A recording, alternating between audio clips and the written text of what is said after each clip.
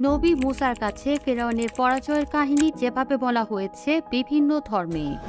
যখন নবী মুসার জন্ম হয় তখন মিশরে বসবাসকারী তার জাতি অর্থাৎ বনি ইসরায়েলের প্রতিটি ঘরে জন্ম নেয়া ছেলে সন্তানদের হত্যা করা হচ্ছিল। নবী ইসাকের প্রথম সন্তান নবী ইয়াকুবের আরেক নাম ছিল ইসরায়েল। তার বংশধরদের বনি ইসরায়েল ডাকা হতো। নবী ইয়াকুবের সন্তান ছিলেন নবী ইউসুফ। ইসরায়েলের সন্তানেরা নবী ইউসুফের সময় থেকেই মিশরে বসবাস করে আসছিল, যেখানে নবী মুসার জন্মের সময় ফেরাউনের কিপ্তি কপটিক জাতির শাসন চলে। কোরআনে সূরা আল কাসাসে বলা হয়েছে, ফেরাউনরা তার দেশে খুব উদ্ধত হয়ে পড়েছিল। তারা সেখানকার অভিবাসীদের বিভিন্ন দলে ভাগ করে রেখেছিল। তাদের মধ্যে একটি দলের ওপর ফেরাউনরা চরম অত্যাচার নিপীড়ন চালিয়ে তাদের দমন করত। তাদের ছেলে সন্তানদের ধরে ধরে হত্যা করত এবং তাদের মেয়ে সন্তানদের বাঁচিয়ে রাখত। সে ছিল ফ্যাসিবাদ সৃষ্টিকারী।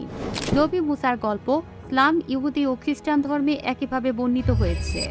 বাইবেলের এক্সোডাস অর্থাৎ প্রস্থান পর্বের বর্ণনা থেকে জানা যায়, বনি ইসরায়েলিদের দিয়ে জোর করে কাজ করানো হতো এবং তারা ফেরাউনের জন্য নগর নির্মাণ করছিল। এরপর কিপ্তি জাতির এক ফেরাউন প্রথমে ধাত্রীদের নির্দেশনা দেন যে তারা বনি ইসরায়েলিদের ঘরে জন্ম নেওয়া ছেলে শিশুদের জন্মের সাথে সাথে হত্যা করে ফেলে। তারপর কিপ্তিদের সাধারণ আদেশ দেওয়া হয়, যেখানেই তারা বনি ইসরায়েলিদের ঘরে কোনো ছেলে সন্তান জন্মগ্রহণ করতে দেখবে তারা যেন তাকে তুলে নদীতে ফেলে দেয়, আর যদি কোনো মেয়ে হয় তাকে জীবিত রাখা হবে। ইহুদি শিক্ষা ও ঐতিহ্যের গ্রন্থ তালমুদে লিপিবদ্ধ আছে, নবী ইউসুফের মৃত্যুর ১০০ বছরের বেশি সময় পরে নতুন জাতীয়তাবাদী সরকার প্রথমে ইসরায়েলিদের জমি, বাড়িঘর ও সম্পত্তি কেড়ে নেয়। তারপর তাদের সব সরকারি পদ থেকে সরিয়ে দেওয়া হয়।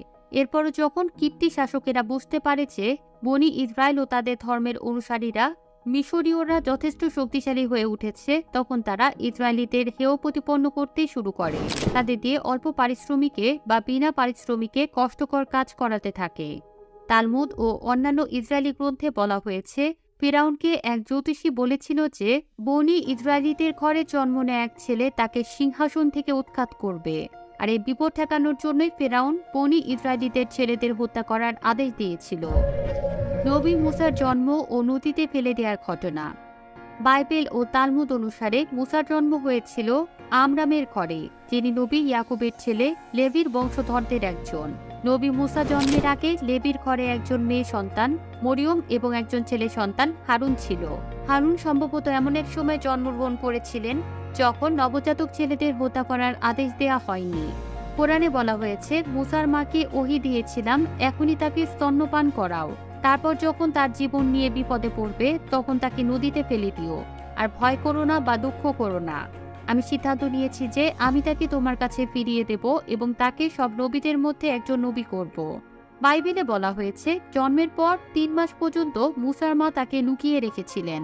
কোরআনের সূরা তোহাতে বর্ণিত আছে, আল্লাহর পক্ষ থেকে বলা হলো, শিশুটিকে একটি ঝুড়িতে ভরে নদীতে ফেলে দাও। বাইবেল ও তালমুদের বর্ণনা অনুযায়ী মুসার মা খড়কুটো দিয়ে একটি ঝুড়ি তৈরি করেন এবং ভেতরে যাতে পানি ঢুকতে না পারে এজন্য কাদা ও আলকাতরা লেপে দেন। তারপর সেই ঝুড়িতে শিশু মুসাকে শুইয়ে দিয়ে নীলনদে ভাসিয়ে দেন। নীলনদ ইসরায়েলিদের বসতিগুলোর পাশ দিয়ে রাজপ্রাসাদের দিকে প্রবাহিত হয়েছিল। এ কারণে নবী মুসা যে ঝুড়িতে ছিলেন তা রাজারানী অথবা তাদের দাসদাসীদের কেউ দেখে ফেলেন এবং তাকে নদী থেকে তুলে আনেন। কোরআনে বলা হয়েছে যে ফেরাউনের স্ত্রী বলেছিলেন, এই তো আমারও তোমার চোখের শান্তি, তোমরা একে হত্যা করো না, কে জানে হয়তো সে আমাদের উপকারে আসবে অথবা আমরা তাকে সন্তান হিসেবে গ্রহণ করব। বাইবেল ও তালমুদে বলা হয়েছে, যে নারী মুসাকে লালন পালন করে পুত্র হিসেবে দত্তক পেতে চেয়েছিলেন তিনি ছিলেন ফেরাউনের মেয়ে, কিন্তু কোরআন তাকে ইমরাতু ফেরাউন বলে সম্বোধন করা হয়, অর্থাৎ ফেরাউনের স্ত্রী। মুসার মায়ের মন একদম অস্থির হয়ে ওঠে উল্লেখ করে কোরআনে বলা হয়েছে, যদি আমরা তার মনকে শক্ত না রাখতাম যাতে সে আমাদের প্রতিশ্রুতির ওপর বিশ্বাস রাখে, তাহলে সে মনের ভুলে সব গোপন কথা ফাঁস করে দিত। আর এই উদ্বেগে সে তার মেয়েকে বলেছিল, তুমি তার অর্থাৎ শিশু মুসাকে পেছন পেছন চুপচাপ দেখে এসো। তখন সে দূর থেকে দেখেছিল, অথচ ফেরাউনের লোকেরা কিছুই বুঝতে পারেনি। ইসরায়েলি বর্ণনা অনুযায়ী নবী মুসার এই বোনের বয়স তখন 10 বা 12 বছর ছিল। সে খুব সাবধানতার সাথে তাদের ভাইকে অনুসরণ করে এবং আবিষ্কার করেছে সে ফেরাউনের প্রাসাদে পৌঁছে গেছে। কোরআনে বলা হয়েছে, আমরা সব দাইমাদের মুসাকে দুধ খাওয়ানো থেকে বিরত রেখেছিলাম, অর্থাৎ মুসাকে বুকে দুধ খাওয়ানোর জন্য ফেরাউনের স্ত্রী যাকে ডাকতেন না কেন শিশুটি তাদের কারো দুধ পান করত না। কোরআনে বলা হয়েছে, তখন বলল, অর্থাৎ মুসার বোন বলল, তোমরা যদি চাও আমি এমন এক পরিবারের ঠিকানা বলে দিতে পারি যারা তাকে তোমাদের জন্য লালন পালন করবে এবং ভালোভাবে দেখাশোনা করবে, যত্ন নেবে। এভাবে আমরা মুসাকে তার মায়ের কাছে ফিরিয়ে দিলাম, যেন তার চোখ ঠান্ডা হয়, সে দুঃখ না পায় এবং যেন সে ভালোভাবে বুঝে যায় যে আল্লাহর প্রতিশ্রুতি সর্বদা সত্য ও পূর্ণ হয়। রাজকীয় জীবনযাপন। বাইবেল এবং তালমুদ থেকে জানা যায় যে শিশুটির নাম মুসা রাখা হয়েছিল ফেরাউনের দরবারে। এটি কোনো হিব্রু ভাষার নাম নয়, বরং কিপ্তি ভাষার একটি শব্দ, যার অর্থ পানি থেকে উদ্ধার করা। প্রাচীন মিশরীয় ভাষা অনুযায়ী মো মানে হলো পানি, ওশে মানে হলো উদ্ধার করা বা বাঁচানো। কোরআনে বলা আছে, ফেরাউনের তত্ত্বাবধানে বড় হয়ে ওঠা এই মুসা যখন তার যৌবনে পৌঁছায় এবং পরিণত হয়, তখন আমরা তাকে জ্ঞান ও প্রজ্ঞা দান করি। আমরা সৎ লোকদেরকে এভাবে পুরস্কৃত করি। বাইবেলের কিতাবুল আমাল বা বুক অফ অ্যাক্টসে বলা হয়েছে, মুসা মিশরীয়দের সব ধরনের জ্ঞানে দীক্ষিত ছিলেন এবং তিনি কথায় ও কাজে পরাক্রমশালী ছিলেন। তালমুদের মতে মুসা প্রায়ই হিগন এলাকায় যেতেন, যেখানে ইসরায়েলি জনগণের বসতি ছিল। এটি একটি নদী এবং ঝর্ণা বিস্তৃত এলাকা। তিনি নিজের চোখে দেখতেন কিভাবে কিপ্তি শাসকদের কর্মচারীরা এ জাতির ওপর জুলুম করত। তার প্রচেষ্টায় ফেরাউন বনি ইসরায়েলিদের জন্য সপ্তাহে একদিন ছুটি নির্ধারণ করেন। তালমুদের ভাষায় তারা ফেরাউনকে বলল যে টানা কাজ করার ফলে এই লোকেরা দুর্বল হয়ে পড়ছে এবং এতে সরকারেরই ক্ষতি হবে, তাই তাদের শক্তি ফিরে পেতে হলে সপ্তাহে একদিন বিশ্রাম দেওয়া উচিত। এভাবে মুসা তার প্রজ্ঞা দিয়ে আরও অনেক কাজ করেন, যার ফলে মিশরে তার খ্যাতি ছড়িয়ে পড়ে। মিশর থেকে মাদিয়ান যাত্রা ও বিয়ে। কোরআনে বলা আছে, একদিন মুসা একজন ইসরায়েলি ও একজন কিপ্তির মধ্যে ঝগড়া হতে দেখেন। এ সময় তিনি ভুলবশত এক কিপ্তিকে ঘুষি মারেন আর এতে সে মারা যায়। মুসা তৎক্ষণাৎ ক্ষমা চাইলেন, হে আমার প্রতিপালক, আমি নিজ জাতির ওপর জুলুম করেছি, আমাকে ক্ষমা করো। বাইবেলে বর্ণনা কোরআনের সঙ্গে মিলে যায়। নিজের জীবন বাঁচাতে মুসা মিশর ছেলে মাদিয়ানের দিকে চলে যান, কিন্তু তালমুদে মুসার আবিসিনিয়ায় পালিয়ে যাওয়ার কথা বলা হয়েছে, অর্থাৎ ইথিওপিয়ায়। মাদিয়ান ছিল ফেরাউনের শাসনের বাইরে নিকটবর্তী একটি স্বাধীন এবং জনবসতিপূর্ণ এলাকা। আজকাল এই স্থানটিকে বলা হয় আল বিদার। কোরআন অনুযায়ী মুসা মাদিয়ানে পৌঁছে একটি কূপে দুটি মেয়েকে দেখতে পান, যারা নিজেদের পশুদের পানি খাওয়াচ্ছিলেন। তাদের বাবা ছিলেন বৃদ্ধ। মুসা ওই মেয়েদের সাহায্য করেন। এরপর একটি মেয়ে তাকে তাদের বাবার কাছে নিয়ে যায়। সেখানে মুসা ৮ বা ১০ বছর শ্রমিক হিসেবে কাজ করেন এবং সেখানেই তার বিয়ে হয়। বাইবেলের এক্সোডাসে বলা হয়েছে, মুসা মাদিয়ানে গেলেন, কূপে মেয়েদেরকে রাখালদের হাত থেকে রক্ষা করলেন। মেয়েরা তাকে তাদের বাবা রাউফ বা জেথরোর কাছে নিয়ে যায়। তিনি মুসাকে বাড়িতে ডাকেন এবং সিপ্পোরা বা সাফোরা নামে একটি মেয়ের সঙ্গে তার বিয়ে দেন, কিন্তু সেখানে মুসার কাজ বা মজুরি দেওয়ার বিষয়টি বলা হয়নি। আল্লাহর সাথে কথোপকথন। কোরআনে বলা আছে যে যখন মুসার কাজের মেয়াদ পূর্ণ হয়, তখন তিনি নিজের পরিবারের সাথে মাদিয়ান ত্যাগ করেন এবং এই যাত্রায় তিনি আল্লাহর সাথে কথোপকথন করেন এবং তাকে নবুয়াতের দায়িত্ব দেয়া হয়, অর্থাৎ তিনি নবী হন।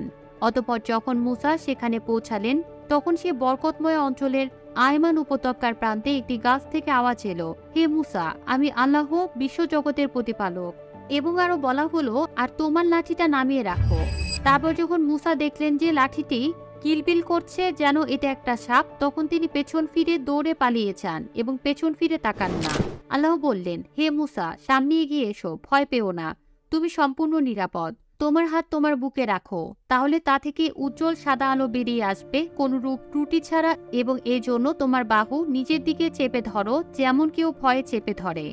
অতএব এগুলো তোমার প্রতিপালকের পক্ষ থেকে ফেরাউন এবং তার আমলাদের প্রতি দুটি নিদর্শন। সত্য কথা হলো তারা খুবই অবাধ্য জাতি। বলা হলো, ফেরাউনের কাছে যাও, নিশ্চয়ই সে সীমা লঙ্ঘন করেছে। বাইবেলের বিবরণ অনুযায়ী মুসা যখন তার শ্বশুরের ভেড়ার পাল চড়াচ্ছিলেন, তখন তিনি মরুভূমির আরেক প্রান্তে পৌঁছে যান। ঈশ্বরের পাহাড় হোরেবের কাছে চলে যান। সেখানে আল্লাহ তার সাথে কথা বলেন এবং তাকে নবীর দায়িত্ব দেন। সেই সাথে তাকে মিশরে যাওয়ারও নির্দেশনা দেন। তারপর নবী মুসা তার শ্বশুরের কাছে ফিরে যান এবং তার অনুমতি নিয়ে নিজ সন্তানদের নিয়ে মিশরের উদ্দেশ্যে রওনা হন। বাইবেল ও তালমুদ দুটোতেই বলা আছে, পূর্ববর্তী ফেরাউনের মৃত্যুর পর মিশরে এক নতুন ফেরাউন শাসন করছিল। কোরআনে বলা আছে, অতঃপর যখন মুসা আমার স্পষ্ট নির্দেশনাবলী নিয়ে ফেরাউনের কাছে গেল, তখন তারা বলল, এটা তো জাদু ছাড়া আর কিছুই নয়, এবং আমরা আমাদের পূর্বপুরুষদের কাছেও এমন কথা কখনো শুনিনি। দরবারে লোকদের ফেরাউন বলল, আমি তোমাদের জন্য আমি ছাড়া অন্য কোনো উপাসক জানি না। হামানকে সে বলল, তুমি আমার জন্য পাকা মাটির ইট দিয়ে একটি উঁচু দালান তৈরি করো, যাতে আমি মুসার ঈশ্বরের দিকে তাকাতে পারি। তবে আমি তো ওকে একজন মিথ্যাবাদী মনে করি।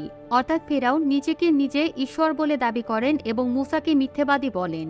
ফেরাউন এবং তার বাহিনী পৃথিবীতে অন্যায়ভাবে অহংকার করেছিল এবং তারা মনে করেছিল যে তারা আমার দিকে কখনো ফিরে আসবে না।